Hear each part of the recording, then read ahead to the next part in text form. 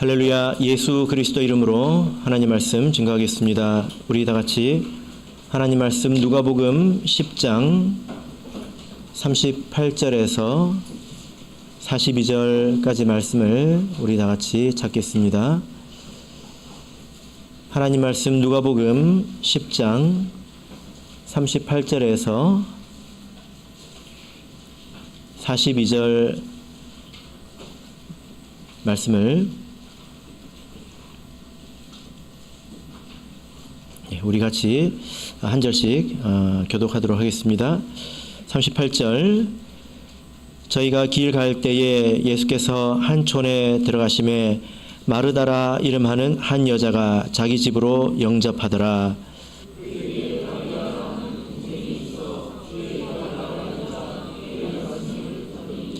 마르다는 준비하는 일이 많아 마음이 분주한지라 예수께 나아가 가로되 주여 내 동생이 나 혼자 일하게 두는 것을 생각지 아니하시나이까 저를 명하사 나를 도와주라 하소서.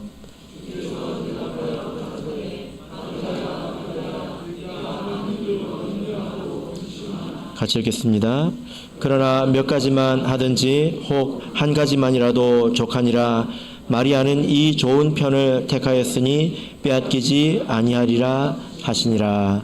아멘. 네, 오늘 이 시간은 마리아의 좋은 선택이라는 제목으로 하나님 말씀을 증거하겠습니다. 저는 많은 구도자분들을 이렇게 만납니다. 그분들이 비교적 아주 다양한 종교적인 그런 배경을 가지고 있는데요. 그래도 어떤 것을 열심히 믿는 분들보다는 비교적 얕게 믿는 분들이 좀 더 많은 것 같습니다. 자기가 불교라고 하지만 불교가 무엇인지 잘 모르고 조상신에게 제사를 지내지만 그게 뭔지 잘 모르고 그런 분들이 더 많은 것 같아요. 그래서 제가 왜 그 신앙을 가지고 있느냐라고 이렇게 물어보면 대답이 다양합니다. 그런데 대체적으로 나눠보자면 내가 믿고 있는 이것이 옳아서 믿습니다 라고 말하는 분들은 거의 못 만나본 것 같습니다. 뭐라고 대답을 하시냐면 이게 더 좋아서 이렇게 대답을 하십니다. 이게 좋아서, 옳아서가 아니라 좋아서라고 대답을 하십니다. 어떤 식으로 말씀하시냐면 산에 있는 조용한 사찰을 가면 마음이 고요해지고 평안해진다는 것입니다. 그게 참 좋아서 자기는 절에 간다는 거예요. 이러신 분들도 상당히 많이 있습니다. 그러면 이제 옛날 이야기가 생각이 나거든요. 옛날에 군대 있었을 때 주말이 되면 종교 생활을 하지 않습니까? 절에도 가고 성당에도 가고 교회도 가는데요. 한번 싹 갔다 오면 거기서 뭘 줬는지 이야기가 나옵니다. 교회는 초코파이를 줬는데요. 천주교에서는 몽실통통을 줬어요. 나중에 절에 있는 애들이 오더니 우린 2개씩 줬다는 거예요. 그 다음 주에 어디로 많이 갔을까요? 절로 확. 유치한 이야기인 것 같지만 사람들이 이런 식으로 무엇이 옳다라기보다는 이게 나한테는 더 좋은 것 같다. 이런 식으로 신앙을 많이 택하는 것 같습니다. 그런데 여러분, 우리가 신앙이라고 하는 것은 신을 섬기는 거지 않습니까? 신을 섬기는 거잖아요. 그죠? 섬기는 것이지 않습니까? 그래서 신앙생활이라고 하는 것은 좋은 것을 얻어내기 위해서 신의 비위를 맞추는 그런 기술이 아닙니다. 어떻게 내가 이 신에게 잘 보여서 좋은 것을 얻어낼까? 그런 기술을 신앙생활이라고 하는 건 아니지 않습니까? 신을 사랑하고 그리고 섬기는 것이 곧 신앙생활이라는 것입니다. 세례 요한은 이런 말을 했죠. 그는 흥하여야겠고 나는 쇠하여야 하리라 이렇게 말했습니다. 우리가 믿는 하나님은 유일하신 참 하나님이시고요. 또 그 하나님께서 우리를 사랑하셔서 죄 가운데서 우리를 구원해 주셨습니다. 그래서 우리가 하나님의 자녀가 되어서 하나님의 백성이 되어서 하나님께서 이 땅에서 하시는 일에 우리의 힘을 보태는 것, 하나님을 경배하는 것, 이것이 신앙생활이지 않습니까? 그래서 우리가 하나님 안에 있기 때문에 우리가 평안도 누리고 그리고 결과적으로 영생도 얻게 되는 것입니다. 아마 우리 성도님들께서는 이 의미의 차이를 잘 아시리라 생각이 됩니다. 같은 것 같지만 무엇이 먼저냐, 이것이 아주 큰 차이를 만들어낸다는 것입니다. 그래서 우리 성도님들께서 교회에서 누가 알아주지 않아도 많은 수고를 하시고 또 하나님을 섬기고 계시죠? 예, 우리 하나님께서 여러분들의 그 수고를 기억하시기를 바랍니다. 자, 그런데요, 신앙은 신을 섬기는 것인데요. 신을 뜯어먹는 게 아니고 신을 섬기는 것인데, 오늘 본문을 보니까 모든 섬김이 다 같은 것은 아니다라는 것을 우리가 배우게 됩니다. 두 인물이 등장하는데요. 마르다와 마리아라는 인물입니다. 이 두 사람은 자매지간이죠. 어느 날 예수님께서 예루살렘으로 가는 길에 이 자매의 집을 자매가 사는 동네를 지나가게 됩니다. 예수님께서 예루살렘으로 가시는 것은 구경하러 가시는 것이 아니라 지금 자기 십자가를 지기 위해서 가시는 거거든요. 지금 일하러 가시는 것입니다. 자기 하나님께서 주신 그 사명을 이루기 위해서 가시는 거죠. 그때 있었던 일입니다. 자, 우리 38절을 보겠습니다. 어떤 일이 있었는지 같이 한번 보겠습니다. 38절 읽겠습니다. 시작.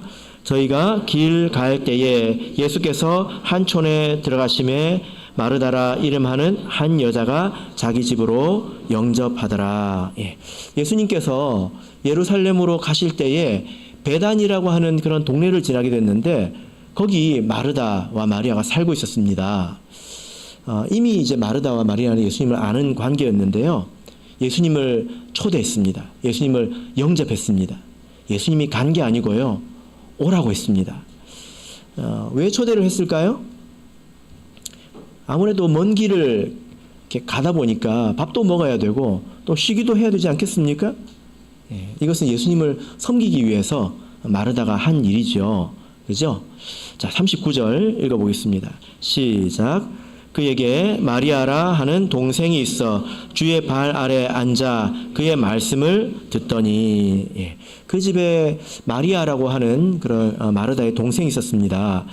뭐 같이 살고 있는지 아니면 같은 동네에 살고 있는데 그 소식을 듣고 온 것인지 우리가 뭐 명확하게 알 수는 없지만 확실한 것은 마리아가 마르다의 일을 돕지 않고 예수님의 발밑에 앉아가지고 계속 말씀만 듣고 있는 거예요. 지금 그런 상황입니다. 여러분, 지금 이 일행이 몇 명인지 아십니까? 예수님과 제자가 12명이지 않습니까? 그리고 그들만 있었을까요?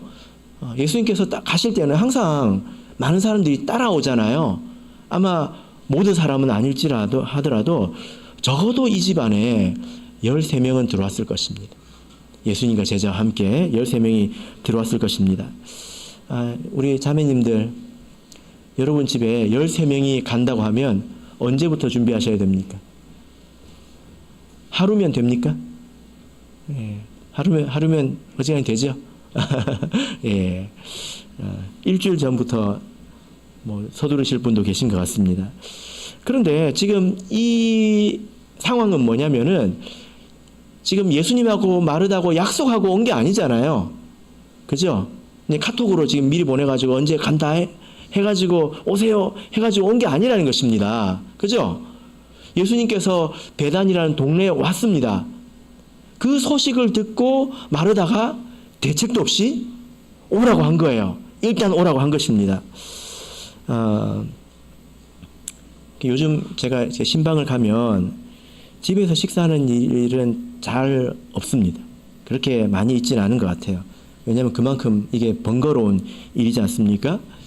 시대가 아무리 변했다고 하지만 2000년 전이라고 하더라도 이렇게 많은 사람을 즉석해서 초대해서 집에서 이렇게 치른다고 하는 것은 쉬운 일이 아닌 것 같습니다. 마르다가 대단한 사람이죠. 그죠?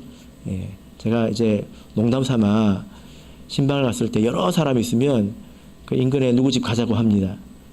예. 그러면 그 집 자매님이 깜짝 놀랍니다. 예. 예, 마르다는 아닌 거죠. 자, 40절 읽어보겠습니다. 40절 읽겠습니다. 시작. 마르다는 준비하는 일이 많아 마음이 분주한지라 예수께 나아가 가로되 주여 내 동생이 나 혼자 일하게 두는 것을 생각지 아니하시나이까 저를 명하사 나를 도와주라 하소서. 예. 이 마르다라고 하는 이 이름의 뜻은 여주인 이런 뜻이거든요. 여주인.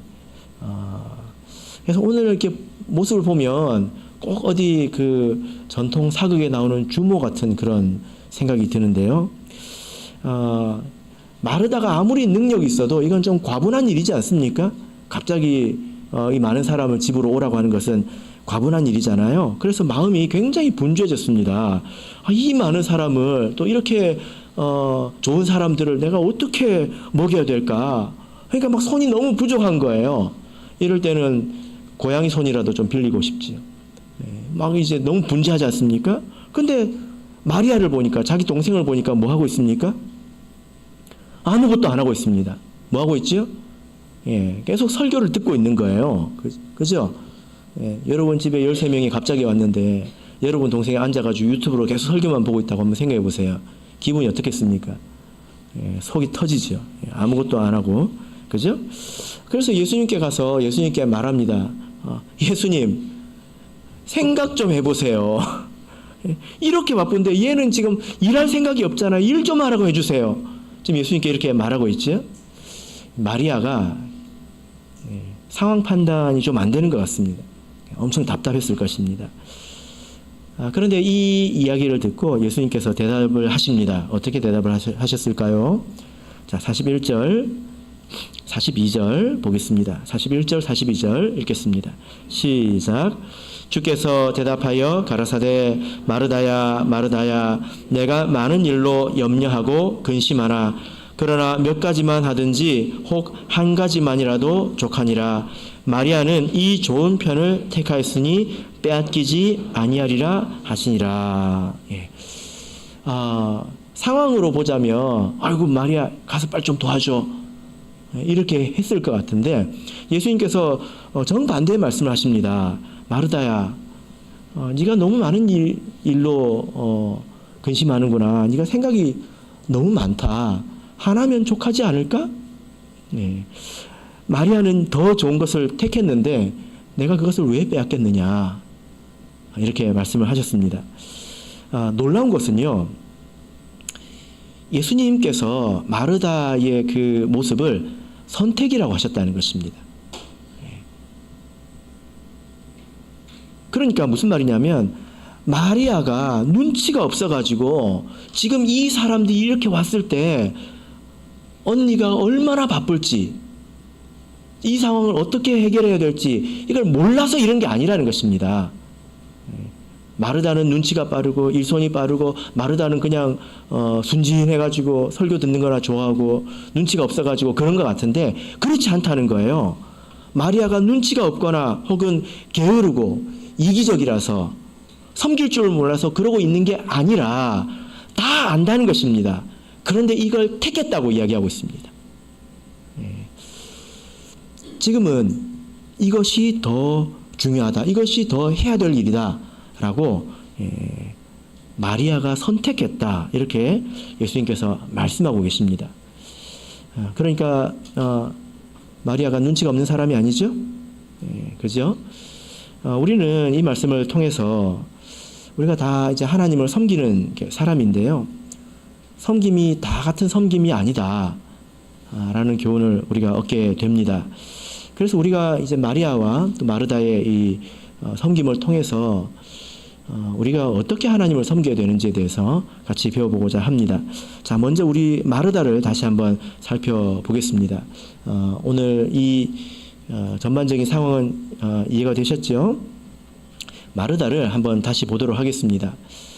마르다는 뭐 지금 살아있는 것은 아니지만 우리가 이제 마르다를 비판해서는 안 되겠죠? 그러나 우리가 그의 섬김에 문제점이 있기 때문에 우리가 배우기 위해서 이런 생각을 해보는 것입니다. 마르다는요, 굉장히 자기 중심적으로 섬기는 사람이었습니다. 예. 여러분 이 점을 잘 생각해 보세요. 섬기는 것 같죠? 사실 자기가 좋아하는 일을 하는 거예요. 예수님은, 우리 하나님은 사람이 감당할 수 없는 시험을 주시지 않습니다. 마찬가지로 사람이 감당할 수 없는 사역도 맡기지 않습니다. 어떤 일을 맡겼을 때는 마땅히 그 일을 할 수 있는 힘을 주십니다. 근데 상황을 보세요. 예수님께서 이 많은 사람들을 이끌고 마르다 집에 쳐들어간 게 아니지 않습니까? 누가 이 일을 시작했죠? 마르다가 한 거예요. 마르다가 오라고 한 거지 않습니까? 그런데 자기가 그렇게 일을 벌려놓고 감당하지 못해서 넘어지려고 하고 있습니다. 그러고 있지 않습니까? 여러분 일꾼이 이러기가 참 쉬워요. 해야 될 일을 하는 게 아니라 자기가 좋아하는 일을 하기가 쉽다는 것입니다. 하나님의 인도하심을 따르는 것이 아니라, 하나님의 말씀을 따르는 것이 아니라 자기 스스로 이렇게 일을 벌리기가 참 쉽다는 거예요. 해야 되는 일이라서가 아니라 사실 자기가 그것을 좋아한다는 것입니다. 그리고 나서 이제 명분을 갖다 붙이죠. 마르다가 뭐라고 말했을까요? 만약에 여기 마르다가 있으면 손들고 말했을 것 같습니다. 뭐라고 말했을까요? 목자님, 그래도 밥은 먹어야 되지 않아요? 밥은 누가 해요? 이렇게 말하지 않았을까요? 그래도 이건 좋은 일이야. 이건 좋은 일이야. 이건 좋은 일이야. 그랬을 거라는 것입니다. 여러분, 그래서 우리가 스스로 조심해야 합니다. 뭘 한다고 해서 그게 다 좋은 일이 아니라는 거예요. 우리가 조심해야 된다는 것입니다. 우리가 세상에서도 일을 하는 사람을 보면 여러분 식당 가면 주인하고 종업원이 딱 보이지 않던가요? 하는 거 보면 보이죠? 주인은 주인처럼 일합니다. 종업원은요? 종업원처럼 일하지요. 그죠? 우리가 하나님을 섬길 때 종업원처럼 일을 하면 될까요? 안 되겠죠? 어쨌든 시간만 가면 일당이 나온다. 손님 오지 마라. 손님 오지 마라. 그런 마음으로 우리가 섬겨서는 안 될 것입니다. 물론 뭐 모든 종업원이 그러진 않습니다. 반면에 그렇다고 해서 우리가 주인의식을 가지면 될까요? 내가 마치 주인인 것처럼 그래서 내 의지대로 내 위에 주인이 있다라는 생각을 하지 못하고 내 생각과 내 감정대로 내 판단대로 그렇게 마구잡이로 일을 해도 될까요? 그래서 일을 망치게 되면 내가 책임질 수 있습니까? 그래서 우리는 종업원 의식도 아니고 주인 의식도 아니고 우리는 청지기 의식을 가져야 합니다. 그래서 성경에 우리가 청지기라고 성경에서 말씀을 하고 있습니다. 그래서 하나님께서 나에게 맡겨주신 것이 무엇인가, 하나님께서 나에게 주신 일이 무엇인가, 그것을 알고 그 범위 내에서 하나님의 유익을 위해서 우리가 최선을 다하는 것입니다. 마르다의 섬김은 매우 자기 중심적입니다. 이것이 어떤 결과를 가져왔습니까? 자, 40절을 보겠습니다. 이것이 어떤 결과를 가져왔습니까? 마르다는 준비하는 일이 많아 40절 마음이 분주한지라, 마음이 분주해졌다는 거예요. 41절 예수님께서도 이렇게 말씀하십니다. 주께서 대답하여 가라사대 마르다야 마르다야, 예수님께서 두 번이나 부르고 계시죠. 마르다야 마르다야, 네가 많은 일로 염려하고 근심하나. 자기 스스로 일을 시작한 것으로 인해서 마음이 분주해지고 많은 일로 염려와 근심이 생겼다는 것입니다. 이 정도는 해야지, 이 정도는 해야지 라는 자기 기준 때문에 이런 문제가 생겼다는 것입니다. 여러분, 우리가 하나님을 섬길 때 이렇게 마음이 분주하고 많은 일로 염려하고 근심하고 이렇게 하나님을 섬기는 것이 합당할까요? 당연히 그렇지 않겠죠. 우리가 하나님을 섬길 때는요, 자기 마음을 잘 지켜가면서 해야 합니다. 자기 마음을 잘 지켜야 돼요. 이쪽으로 넘어지지도 않고 저쪽으로 넘어지지도 않고 잘 지켜야 합니다. 열심히 하려고 하면요, 넘어질 일도 많아요. 그래서 우리가 하나님을 섬길 때는 이 일이 의미 없는 일은 아닌가, 우리가 기도하면서 하나님의 지혜를 구해야 합니다. 자, 우리 전도서 6장 11절을 보겠습니다. 전도서 6장 11절, 전도서 6장 11절,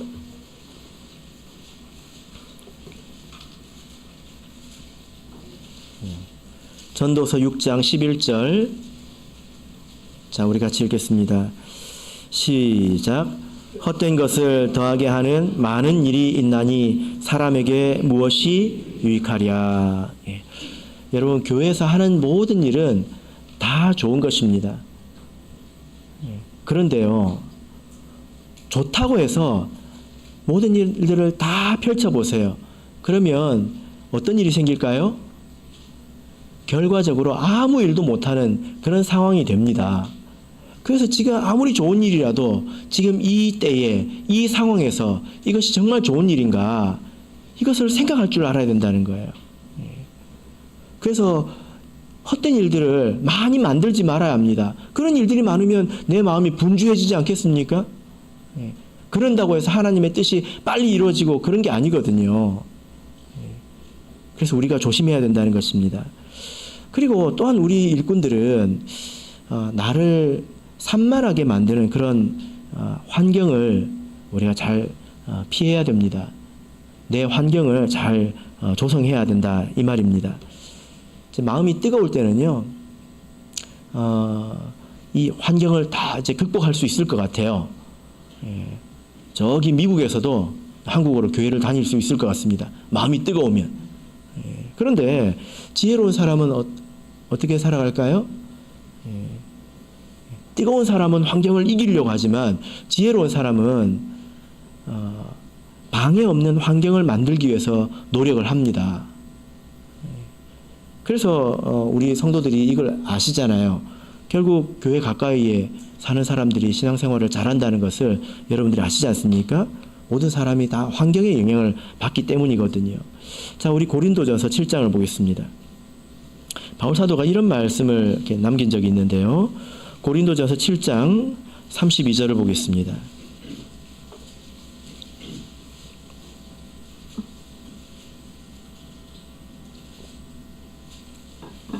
고린도전서 7장 32절.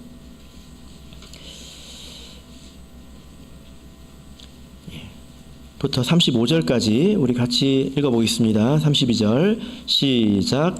너희가 염려 없기를 원하노라. 장가가지 않은 자는 주의 일을 염려하여 어찌하여야 주를 기쁘시게 할꼬 하되, 장가간 자는 세상 일을 염려하여 어찌하여야 아내를 기쁘게 할꼬 하여 마음이 나누이며, 시집가지 않은 자와 처녀는 주의 일을 염려하여 몸과 영을 다 거룩하게 하려 하되, 시집간 자는 세상 일을 염려하여 어찌하여야 남편을 기쁘게 할꼬 하느니라. 내가 이것을 말함은 너희의 유익을 위함이요 너희에게 올무를 노려함이 아니니, 오직 너희로 하여금 이치에 합하게 하여 분요함이 없이 주를 섬기게 하려 함이라. 바울 사도가 너희가 염려가 없기를 원하노라, 이렇게 말하고 있습니다. 그리고 마지막 35절에서 분요함이 없이 주를 섬기게 하려 함이라, 집중하게 하고 싶다는 것입니다. 이 말씀은 일반적인 상황에서 적용되는 말씀은 아니고요, 특수한 상황에서 적용이 되는데, 26절을 보실까요? 바울 사도가 왜 하나님께서 지으신 결혼을 하지 말라고 하는가, 결혼하는 사람은 다 죄 짓는 것인가? 그렇지 않습니다. 왜 이런 말을 할까요? 26절 읽어보겠습니다. 시작. 내 생각에는 이것이 좋으니 곧 임박한 환난을 인하여 사람이 그냥 지내는 것이 좋으니라. 바울 사도가 무언가를 알았던 거죠. 이제 곧 있으면 어떤 환란이 우리에게 온다라는 것입니다. 환란이 오기 때문에 지금 결혼하면 그때 덕이 되지 않는다는 거예요. 그때 도리어 번거롭다는 것입니다.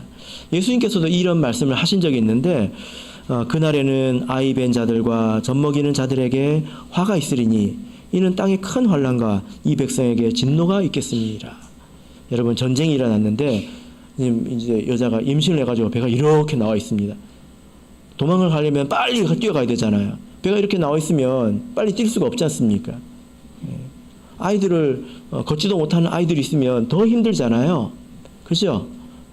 이것은 환란이 있기 때문에 바울 사도가 하신 말씀인데, 우리가 이 정신을 우리에게 적용을 해보자면 일을 많이 벌리지 말라는 것입니다.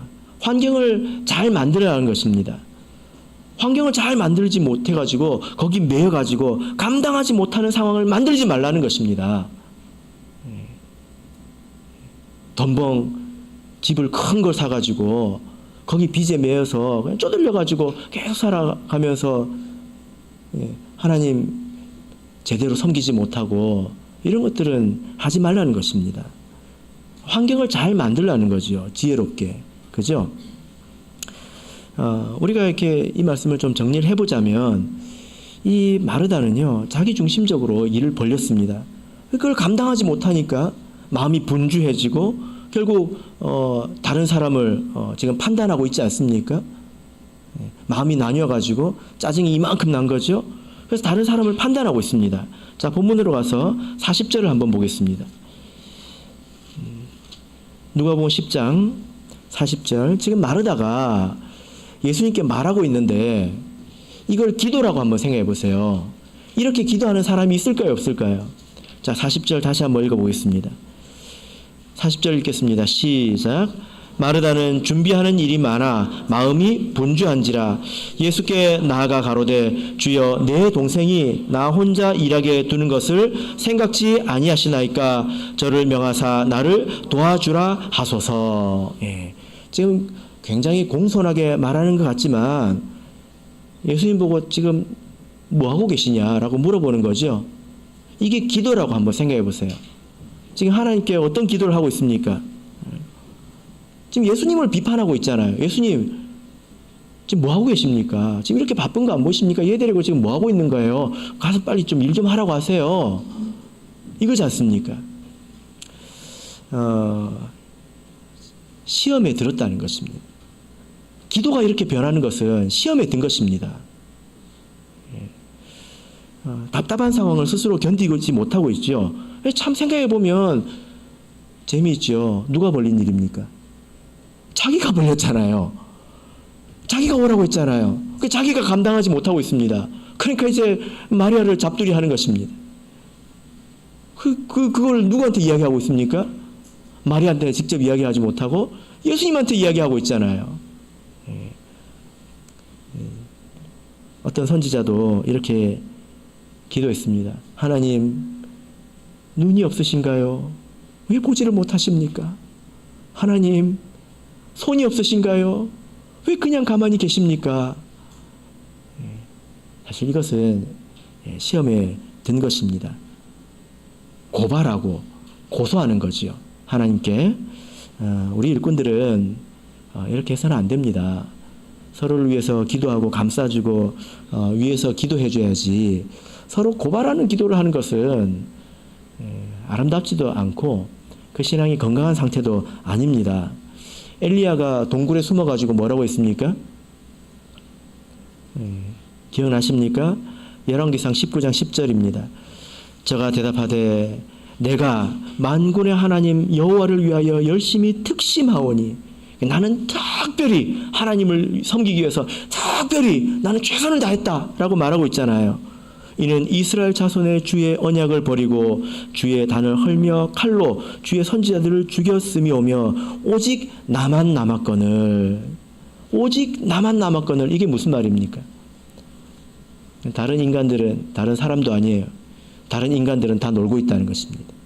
사실 이것은 하나님 나 좀 알아달라 이런 기도가 아니라 다른 애들이 지금 놀고 있다는 거거든요. 고발하는 것입니다. 어디서 이런 말을 했습니까? 동굴에 숨어가지고 이런 말을 했지요. 여러분, 서로 우리가 이제 같이 일하는 섬기는 사람들이 서로 게으르다 하더라도 우리가 판단하지 말아야 합니다.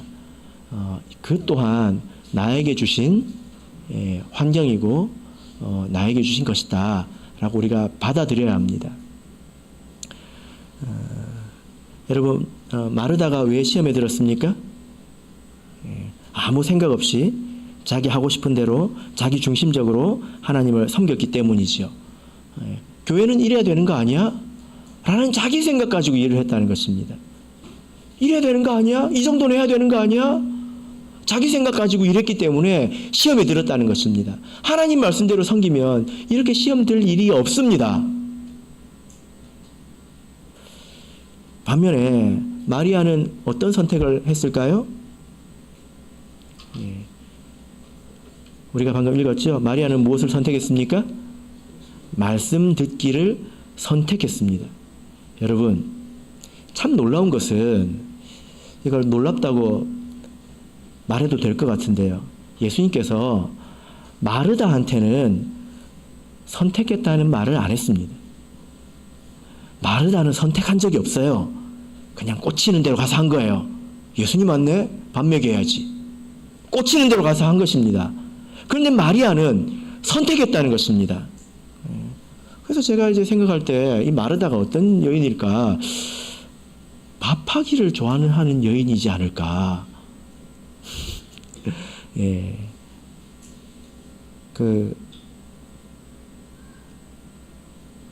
그런 분들 많이 계시잖아요. 옆에 있는 사람 입에 밥 숟가락 들어가면 기뻐하시는 분들. 우리 교회도 많이 계시잖아요. 이건 제 추측입니다. 마르다가 싫어할지도 모르지만. 그래서 제가 원래 이 말씀의 제목을 뭐라고 이렇게 적었냐면 마르다와 마리아의 선택, 다른 선택 이렇게 했거든요. 근데 본문을 계속 보니까 마르다는 택한 적이 없어요. 그냥 딱 교회 오니까 꽂혀가지고 그냥 바로 한 겁니다. 자기가 좋아서 한 거죠. 내가 무엇을 해야 될지, 어떤 게 필요한지, 지금이 어떤 상황인지 생각이 없어요. 그래서 선택이라고 할 수 없습니다. 본문을 보면 마리아는요, 말이 없지 않습니까? 마르다만 계속 말을 하고 있잖아요. 그죠? 그래서 이야기할 것도 없습니다. 다시 말씀드리지만 마리아는 게을러서 이기적이라서 섬기기 싫어서 상황 판단이 안 돼서 그런 게 아니라 이게 중요한 것이다 라고 그것을 스스로 택했다는 것입니다. 어떤 사람은요, 말씀을 들으면 뭐 밥이 나오냐 떡이 나오냐 그렇게 여기는 경우도 있지만 마리아의 변화를 한번 보십시오. 마리아가 이렇게 듣기를 좋아하지 않았습니까? 말씀을 잘 들었지 않습니까? 마리아가 이렇게 듣는 것으로 모든 것이 끝났을까요? 자, 요한복음 12장을 보겠습니다. 요한복음 12장 3절입니다.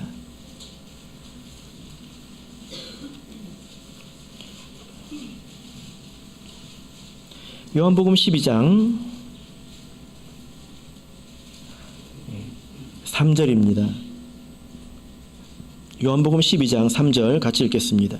시작. 마리아는 지극히 비싼 향유 곧 순전한 나드 한 근을 가져다가 예수의 발에 붓고 자기 머리털로 그 발을 씻기고 향유 냄새가 집에 가득하더라. 우리가 아주 잘 아는 이야기죠.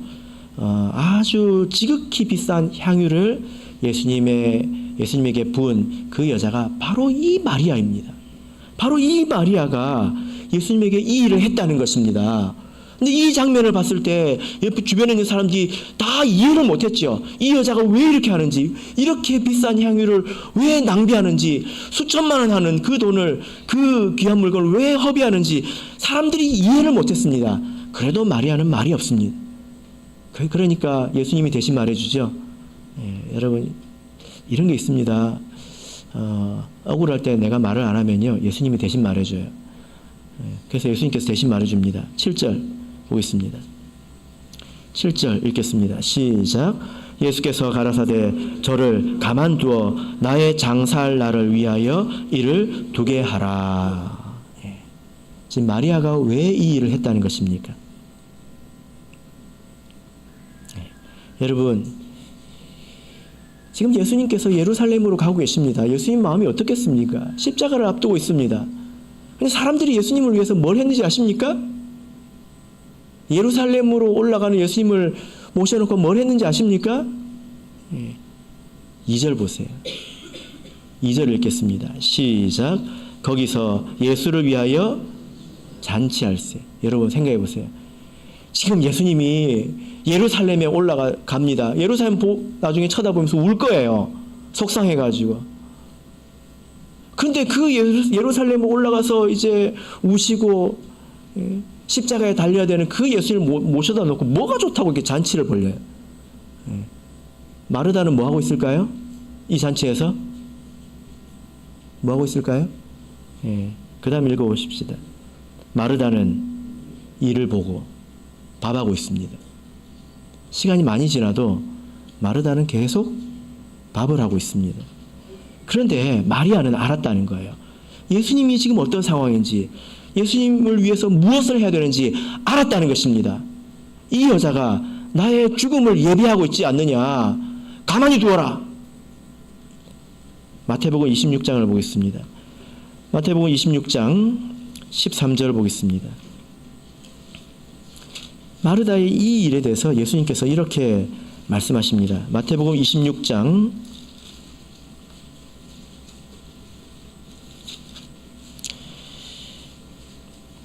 12절 10절부터 보겠습니다.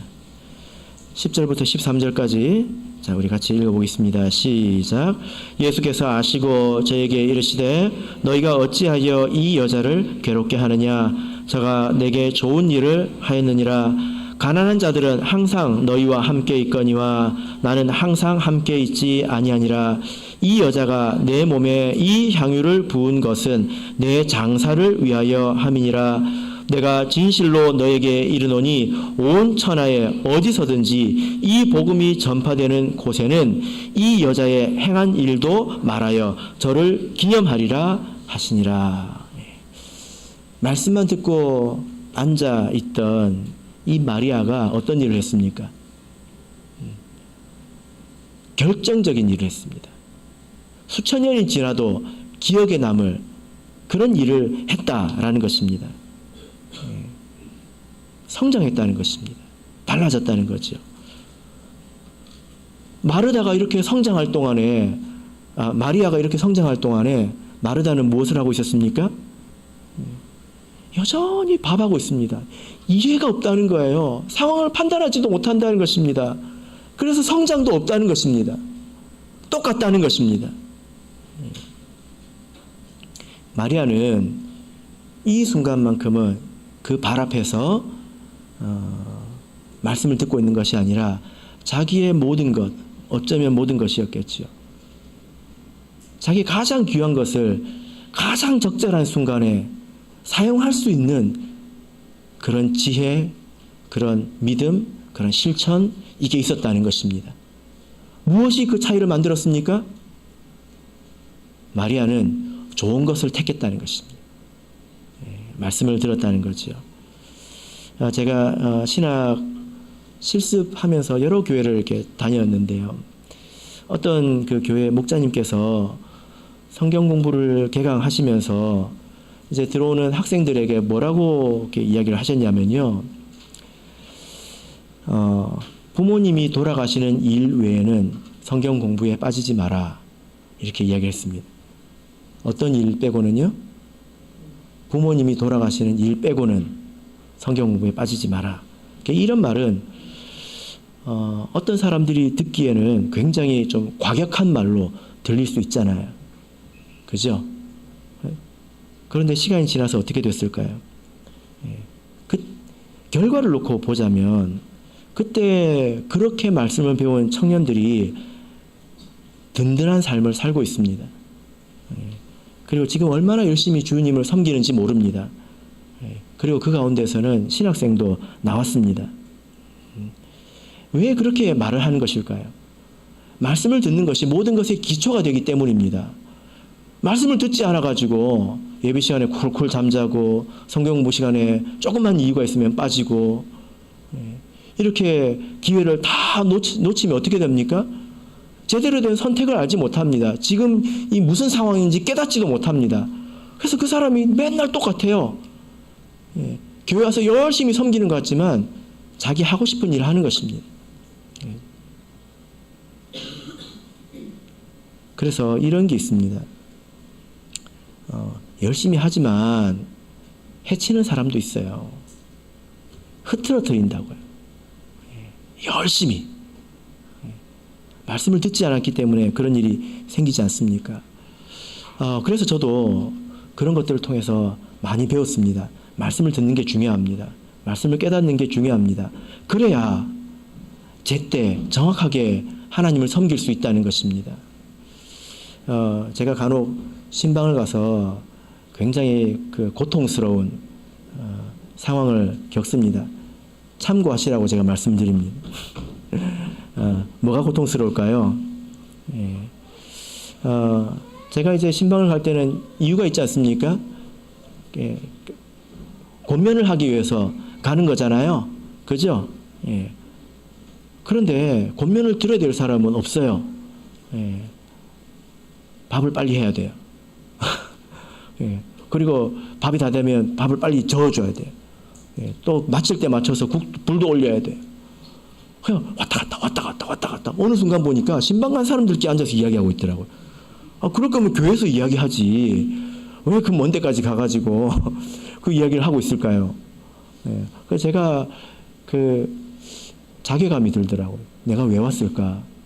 밥 먹으려고 왔나? 우리 집에도 쌀이 많은데 내가 왜 왔을까? 그래서 제가 굉장히 심히 괴로웠습니다. 왜냐하면 그런 삶이 반복되면요. 그런 삶이 반복되면 뻔해집니다. 어떤 선택을 할지. 말씀을 모르는데 봐야 합니까? 안 봐도 알지요. 뻔하지요. 그래서 제 마음이 괴롭다는 거예요. 저런 태도로 지금 목자 앞에서 저런 태도로 있다면 목자가 안 보고 있으면 어떻게 하겠습니까? 안 그래요? 그래서 제가 마음이 아프다는 것입니다. 그래서 제가 예배 시간에 졸지 말라고 하는 것도 그것 때문이에요. 목자 앞에서 졸면 안 보이는 데서는 어떻게 하겠냐 이 말이에요. 그럼 뭐 삶이 어떻게 되겠냐 이 말입니다. 항상 자기 좋아하는 일 하다가 살겠죠. 여러분 우리가 이 말씀을 듣고 배워야 될 것은 말씀이 중요하다는 것입니다. 그러나 우리 섬김에는 균형이 필요하죠. 뭐 이런 분이 안 계시겠지만 내가 다음 주부터 이제 애찬 당번을 그만둬야 되겠다. 우리 애찬 부장님께서 지금 긴장을 하고 있습니다. 걱정하지 마세요. 그런 분들은 나중에 집을 팔아서 향유를 교회에다가 부으실 거예요. 그럴 거기 때문에 전혀 걱정 안 하셔도 괜찮습니다. 그만두는 분 있으면 박수를 칩니다. 향유를 부을 것이기 때문에 말씀과 섬김은 균형이 있어야 된다라는 거죠. 그죠? 배우는 것이 중요합니다. 이런 경우도 있었는데 어떤 형제님께서 지식이 정말 많아요. 잡학사전입니다. 그런데 같이 사시는 자매님이 뭐라고 그러시냐면 아이고 전구도 못 갈아요. 하는 게 그렇게 많은데 전구를 못 간대. 그 말이 무슨 뜻입니까? 지식이 쓸데가 없다는 거예요. 알아봐야 말장난 시간만 보내기 바쁘지 전구도 못 간다는 거예요. 찔리는 형제님들이 있으면 집에 가서 전구 가는 것부터 배우시기 바랍니다. 우리가 말씀을 배우는 것은 배우기 위해서 배우는 것이 아니라 실천하기 위해서 배우는 거죠. 그죠? 우리가 참된 진리를 배운다면 그것을 실천하고 싶은 마음에 여러분 마음이 아마 요동치실 것입니다. 말씀의 결론 맺겠습니다. 신앙생활은 기술이 아닙니다. 어떻게 하면 하나님의 비유를 잘 맞춰서 내가 원하는 것을 얻어낼까? 그런 기술이 아닙니다. 신앙생활은 하나님을 사랑하고 하나님을 섬기는 것입니다. 그 섬김의 중심에 무엇이 있습니까? 좋은 것을 선택하는 것이 있죠. 여러분 지금 마리아가 이곳에 있다면 마리아는 무엇을 하고 있을까요? 아마 말씀을 들을 것입니다. 여러분께서 그 신앙을 가지시기를 예수 그리스도 이름으로 축복합니다.